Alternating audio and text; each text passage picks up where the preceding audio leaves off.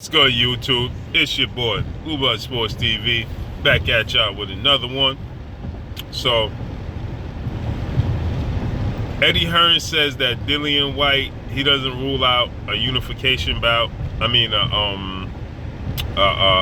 Elimination bout between Dillian Whyte and Luis King Kong Ortiz. He says that Dillian Whyte wants the fight with Ortiz to be a final eliminator, right? But the issue with that is the WBC already has Dominic Brazil as the final, the number one mandatory for the WBC title. So if you don't understand, Dominic Brazil is number one. Should Deontay Wilder not fight Anthony Joshua, his number one mandatory for the WBC title is Dominic Brazil. This is the reason Eddie Hearn kept pushing the fact that Deontay Wilder is going to be fighting Dominic Brazil, and he's already scheduled to fight Dominic Brazil, and he already knew that that fight was signed to take place when the initial negotiations and everybody was screaming about Joshua fighting Wilder next, right? So common sense is, if I'm not going to allow my fighter to fight Deontay Wilder next, he already knew that Dominic Brazil was the mandatory, right? So that's the route that Deontay Wilder will most likely take, would be Dominic Brazil, but not putting in account that Deontay Wilder could prove that theory wrong by paying Dominic Brazil step-aside money and fighting somebody else. Because, see, what Eddie Hearn said was that the fight was already signed and sealed and set to go, and that's why the Joshua fight wasn't going to happen. But you see, Deontay Wilder could totally debunk that notion, because he could easily pay somebody step-aside. He could pay Dominic Brazil step-aside money and fight somebody else. That would show that the fight wasn't signed, sealed, and delivered like Eddie Hearn said. Or he could have did what he did, and that was put that money out there to fight Anthony Joshua. Now, my whole thing with this is Eddie Hearn's plans for Dillian Whyte and what he told Dillian Whyte and promised Dillian Whyte backfired on him and Dillian Whyte. More notably, Dillian Whyte. And this is the reason why. Because now, you see, he thought that he would get Dillian Whyte the step. He would get Deontay Wilder to pay Dominic Brazil the step-aside money, or he would argue the case that Dillian Whyte should be the mandatory, right? Forcing and trying to make Deontay Wilder fight Dillian Whyte, right? That was his plans. That's why he kept having Dillian Whyte running around screaming, "Oh, Deontay, I want you next. I want you next, Deontay." See, so that way the WBC allow him to not fight Dominic Brazil and fight Deontay Wilder.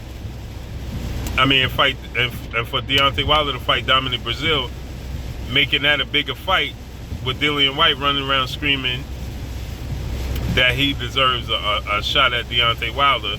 That was his whole plan, to having Deontay Wilder, because he never, like we said, he never had plans to have Anthony Joshua fight Deontay Wilder next. That was never the plan. He wanted Anthony Joshua to fight somebody else, mainly Alexander Povetkin, should Povetkin get past Price. And then in the perfect world, he would have liked to have Deontay Wilder fight Dillian Whyte, right? But Deontay Wilder blew up all those plans by offering Anthony Joshua the $50 million with the 50-50 split of revenue. That blew all his plans right out the water. Why? It ruined his plans, right? Because now Deontay Wilder came out and said, "I want to fight Anthony Joshua." So it showed that the fight with Dominic Brazil, like Eddie Hearn said, wasn't set in stone, right?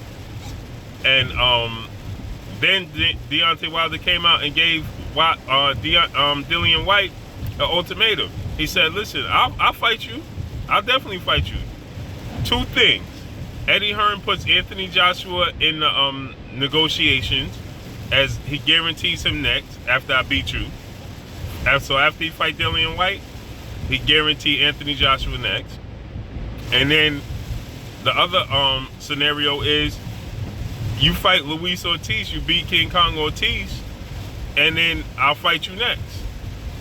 Right? And the situation backfired on them, right? By Deontay Wilder doing that. Forcing, now Deontay Wilder offered the $50 million, right? With the 50-50 split. Like I said, it showed that he wasn't already bound to a deal with Dominic Brazil. He exposed the fact that Anthony Joshua had no plans of fighting him next. Then it puts Dillian Whyte in a situation because that's not what Eddie Hearn was expecting. So now he goes to the negotiation table with PUBLEV late, not prepared, and loses the purse bid because his whole plan was to have Dillian Whyte fight Deontay Wilder next. So now he loses the purse bid with PUBLEV, seeing that now PUBLEV will get 75% of the revenue and only seeing Dillian Whyte getting 25%. Right? So now it puts him in the bind. Now you either got to take that low ball purse from PUBLEV, which Eddie Hearn said was an easier fight, or you got to see the boogeyman outside of Deontay Wilder, because Deontay Wilder is the baddest man on the planet. Luis King Kong Ortiz is still the boogeyman, because he ruins a lot of plans. He almost ruined Deontay Wilder's plans in the 7th round. Right?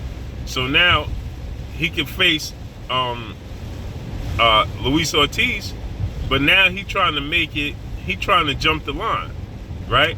He wants to have the fight be a final eliminator, meaning that if he beats Luis Ortiz, then he'll be the #1 mandatory for Deontay Wilder. So you see Eddie Hearn and Dillian Whyte still trying to force their way to have the fight with Deontay Wilder prior to Wilder fighting Anthony Joshua. And this is Eddie Hearn trying to make money off of Deontay Wilder both ways.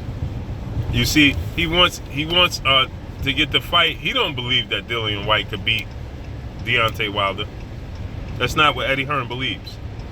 So, but he'll make money as another one of his fighters making money off of Deontay Wilder prior to Anthony Joshua getting the fight. Now, Anthony Joshua gets the fight and lose, he'll have fought Deontay Wilder in his mind 3 times, because he trying to force Deontay Wilder the rematch prior to even having the first fight with Anthony Joshua. They already talking about the rematch and what should take place in the rematch. So that shows the lack of confidence that he has in Anthony Joshua to begin with. So now, let's say Wilder signs for the rematch with because this being the bottom line is that Eddie Hearn always wanted to sign Deontay Wilder. He's always wanted to sign Deontay Wilder. So this is his way of getting 3 fights out of Deontay Wilder. This way he'll get 3 fights out of him. If he fights Dillian Whyte, that's his fighter, and then he beats Anthony Joshua the first time, then he have a rematch, and it's like he signed Deontay Wilder anyway, because he'll be in negotiations. He'll have done business with Deontay Wilder, Al Heyman, 3 times, right? So if Dillian Whyte beats Luis Ortiz and becomes the #1 mandatory, they could play games again with the Joshua Wilder situation. Because now, guess what? If they play games and stall out Joshua Wilder again, right? And Dillian Whyte beats Ortiz, and Ortiz and that fight is the final mandatory. That means Dillian Whyte would be the #1 mandatory. So if they play around with the negotiations again with Anthony Joshua and Deontay Wilder and don't take the fight again, that will force Deontay Wilder to have to fight Dillian Whyte regardless of what takes place with the Joshua negotiations, regardless of what he said about fighting Dillian Whyte if he beats Ortiz. That will put Deontay Wilder's, that would make him forced to have to fight Dillian Whyte. So that would give Eddie Hearn what he wants. But guess what? If Deontay, if the WBC doesn't allow Dillian Whyte versus Ortiz to be a final eliminator, then that means Dominic Breazeale is still the final eliminator. And now, even if Dillian Whyte beats Ortiz, and they try to play games with the Joshua fight for Deontay Wilder, he could always go the Dominic Breazeale route and not be forced to go the Dillian Whyte route, which the Dillian Whyte route is what Eddie Hearn wants. But if Dillian Whyte beats Ortiz, but